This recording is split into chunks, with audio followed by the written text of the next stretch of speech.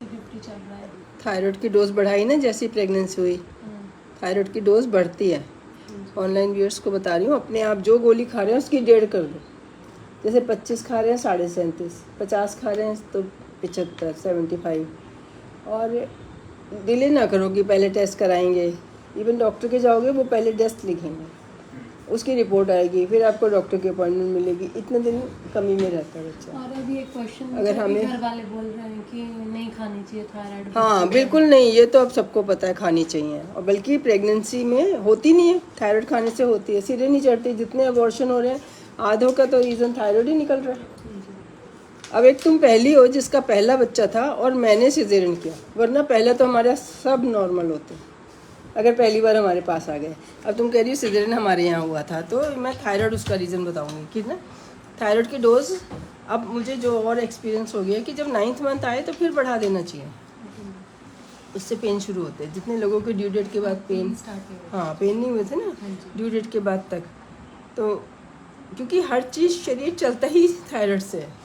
सोचो ये जो मोटी मूवमेंट नहीं होता है। मैं देख रही हूँ जितने एक्टॉपिक होते हैं ट्यूब में हो रहे हैं उनको बाद में थायराइड निकल रहा है। मूवमेंट नहीं हो रही ना, कॉन्स्टिपेशन हो जाता है, आंतड़ियाँ नहीं चलती, ट्यूब नहीं चलती, यूट्रस नहीं चलता, डिप्रेशन रहता है, दिमाग नहीं। तो बहुत ज़रूरी है। ये तो ऐसे जैसे नर्सिंग होम में हमारा बिजली पानी, देखने में ठीक है लेकिन काम नहीं कर रहा। बहुत बार मैं बताती हूँ हमारा गायनी डिपार्टमेंट में कोई डिफेक्ट आता ही नहीं है, जो मैं इतने दिनों से देख रही हूँ कि इतने सारे पेशेंट देख लिए, हज़ारों ही देख लिए कि कोविड में के बाद। पहले तो इतने पेशेंट ही नहीं होते थे, पता ही नहीं था कि मुझे कि इतनी दुनिया तंग हो रही है। जो मेरे पास आया मैंने उसका थायराइड कराना, इसको बोल रहे हैं करवा चौथ के बाद हो जाए, सबके हो जाता है। कोई ऐसा पेशेंट ही नहीं है मुझे याद कि उसके नहीं हो रहा था या उसको लग रहा बड़ी मुश्किल से हुआ, क्योंकि वो सब डायरेक्ट मेरे पास आते थे। अब जब दूर दूर से आने लगे तब पता चल रहा है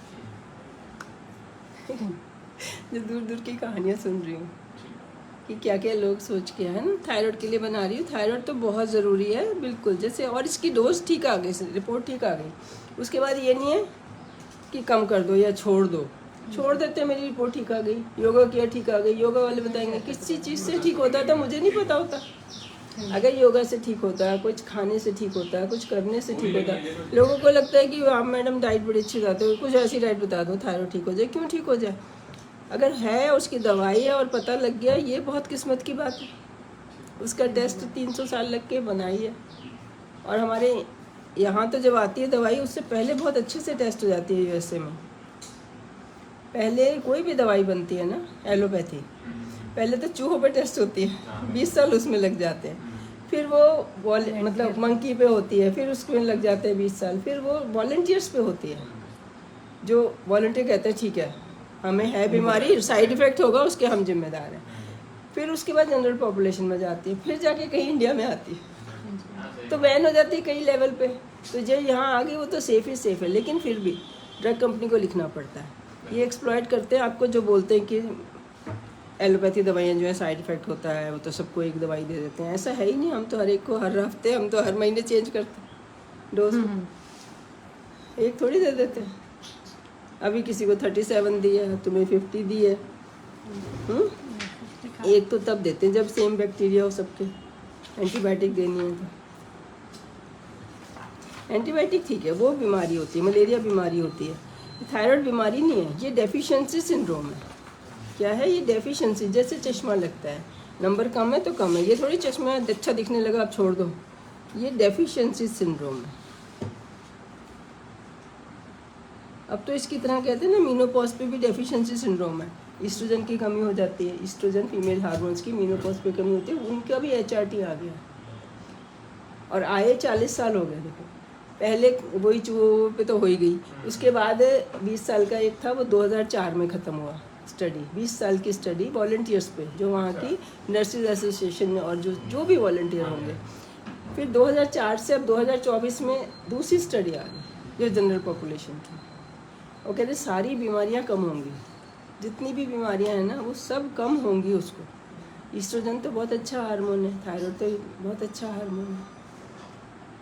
है ना। इसी तरह इंसुलिन बहुत अच्छा हार्मोन है, बहुत ज़रूरी है। उसके बिना तो जीते ही नहीं थे पहले लोग, 50 पे ही ख़त्म हो जाते थे ये सब, थायराइड वाले, शुगर वाले। उनका लाइफ स्पेन 50 था। बाल सफ़ेद हो रहे हैं, झड़ रहे हैं, सबसे पहले थायराइड कराओ। प्रेगनेंसी नहीं हो रही, थायराइड शुगर कराओ, विटामिन डी करवा लो। चलो इन तीनों में से एक चीज़ निकल जाएगी। वो आजकल ये रूटीन की चीजें हो रखी हैं, है ना? हाँ। हर घर में है। हर घर में है, पता लग रहा है। थी पहले भी, हाँ पहले बीमारियां हो जाती थी, आजकल भी हो रहा है। फिर विटामिन डी नहीं लगवा रहे, विटामिन डी का तो अभी पता चला है 2-4 साल में। ये बताना था, क्या? जब मूवमेंट होती है तो बेबी सुन हाँ अच्छा, जो शुरू किया था, जब मूवमेंट होती है 17 वीक हो गए, लेवल 2 अल्ट्रासाउंड हो गया, इसके बाद मूवमेंट पता चलने लगी। उसके पहले भी गाने का तो कभी भी नुकसान नहीं है, लेकिन इसके बाद गाना जरूरी है। बच्चा को एक ही चीज़ आप सिखा सकते हो, सेंस ऑफ म्यूज़िक। बताया मुझे लोगों ने कि गलत गाओ तो एक तुम देखता पलट के। जैसे आप कुछ भी गाते हैं, कोई रामचरितमानस गा रहे, कोई कुछ भी गा रहा है ना, कोई धुन गा रहा है, कोई भजन गा रहा है, जो कि जिसे हम कहते हैं लोरी होती है, तो मैं पहले से तैयार करवाती हूँ बच्चे को, उसमें कंफर्ट मिलता है जो वो रोज़ सुनता है। फिर बोलिए अगर मैं कभी जल्दी जल्दी गा दूँ ना, तो मुड़ के देखता है बच्चा 6 महीने का, तो होगी ना सेंस डेवलप उसको। देखो एक्सेंट भी, जो माँ का एक्सेंट होता है बच्चे में वही आता है। नेपाली बच्चा थोड़ा सा नेपाली टोन में ही बोलता है ना, तो सुन के बोलता है बच्चा, तो अंदर से सुन रहा है और अच्छा अच्छा बोलना है। गाना है अपने आप, सुनने से नहीं, गाने से। वैसे भी सुनने से जो आपको आराम मिलता है ना, गाने से उससे 10 गुना ज़्यादा मिलता है। बस ये डर ना हो कि कोई सुन रहा है, सुन रहा है, रहने दे तू बस। नहीं, मैं क्यों रहने दूँ। घर वाले ना जब भी गाए टोकना नहीं है, जरूर टोकते हैं। आज क्या हो गया, कुछ भी बोल रहे हैं, चाहे अच्छा बोले बुरा बोले, बीच में बोलेंगे ज़रूर। उसको आधा घंटा 1 घंटा एंजॉय कर लेते हैं। आता हो ना आता हो, गाना चाहिए।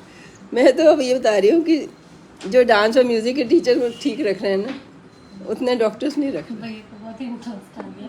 अच्छी बातें कर रहे हैं तो सुनिए। एक्सपीरियंस है ये सारा। कहाँ रहते हो? ये एक्सपीरियंस है। कहाँ रहते हो? मैं बस सेक्टर 23 चंडीगढ़ पंचकुला सेक्टर 30 23। हाँ, म्यूज़िक सीखो, आना संडे। इस बार मैंने अपने डांस टीचर को बुलाया, अपने म्यूज़िक टीचर को, मुझे वही ठीक लगता है। और मैं कभी डॉक्टर के नहीं जाती। 11 बजे म्यूज़िक के बारे में वो उनकी मुझसे, वो मैं ऐसे डिटेल नहीं बता सकती, ये जनरल बता सकती। और बहुत मुश्किल से मैंने उनको मनाया है कि आ जाएगा, पिछली क्लास क्योंकि मुझे ऐसा है ना, मैं ऐसी पागल हूँ, जो मुझे मिले ना मैं बस एकदम बांटने में लग जाती हूँ। अगर मुझे कुछ पता चला अच्छी बात है तो अरे सबको बताओ ना, सबको बताओ। इतनी दिनों से जिद करके अब कन्विंस किया है। आना। पिछली बार बहुत अच्छा बताया था, सा की मीन सारे, और कहते हैं ये बंद कर दो फ़ोन, कॉन्सेंट्रेट करने दो। तो वो लाइव नहीं जा रहा, इधर ही सुनना पड़ेगा। वो लाइव नहीं जा रहा, ओम हमने क्योंकि कॉन्सेंट्रेट करवा रहे हैं ना, तो उसमें कैमरा उनके अपने लिए भी है और हमारे लिए भी, मेरे लिए भी जो पकड़ के बैठा है उसके लिए भी। तो कहते इसको रख दो, फिर रख दिया। उसके बाद इतनी अच्छी बातें कर, मतलब सा रे गा मा पा धा नी सा, क्या मीनिंग बताया कि यही क्यों है। अब वो दोबारा नहीं, बहुत है। मैंने कहा मुझे तो बताया नहीं, कहते ऐसे छिपा के भी रखता हूँ।